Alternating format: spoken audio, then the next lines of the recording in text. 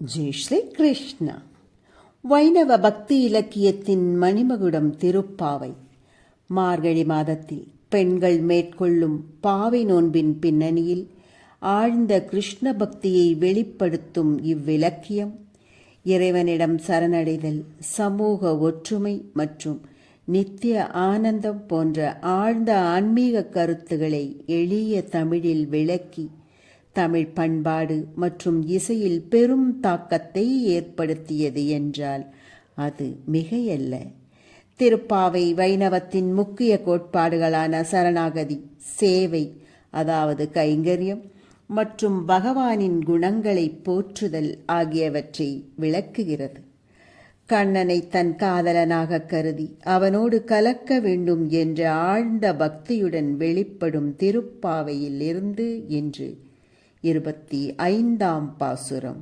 இன்று மார்கழி 25ஆம் நாள். ஒருத்தி மகனாய் பிறந்து ஓரிரவில் ஒருத்தி மகனாய் ஒளித்து வளர தரிக்கிலாலாகித்தான் தீங்கு நினைந்த கருத்தை பிழைப்பித்து கஞ்சன் வயிற்றில் நெருப்பென்ன நின்ற நெடுமாலே உன்னை அறுத்தித்து வந்தோம். பறைதருதியாகில் திருத்தக்க செல்வமும் சேவகமும் யாம் பாடி வருத்தமும் தீர்ந்து மகிழ்ந்தேலோரெம்பாவாய்.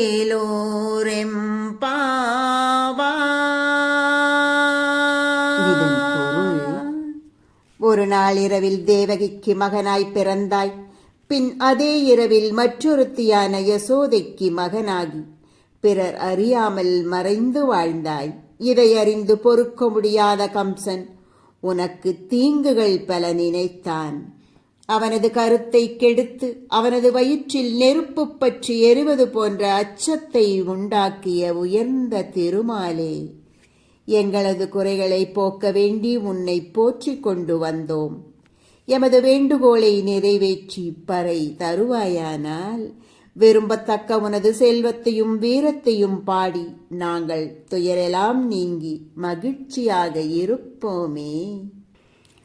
மார்கழி மாத அதிகாலை பனியில் குளிரில் நடுங்கியபடி வந்த ஆயர்குலச் சிறுமியர்களிடம், இப்படி உடலை வருத்தி கொண்டு வந்திருக்கிறீர்களே, பறை வேண்டி மட்டுமே வந்தீர்களா, இல்லை வேறு ஏதும் வேண்டுதல் உள்ளதா என்று துயிலெழுந்த கண்ணன் கேட்பதாக பாவித்து ஆண்டாள் இப்பாசுரத்தை எழுதியிருக்க வேண்டும்.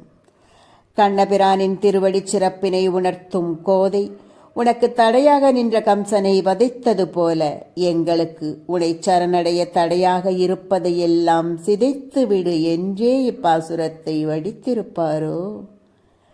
நாமும் எம்பிரான் கழலடி பணிவதற்கு தடையாக இருப்பதையெல்லாம் தகர்த்து விடு பரந்தாமா என்று அவர் பாதம் பணிவோமாக.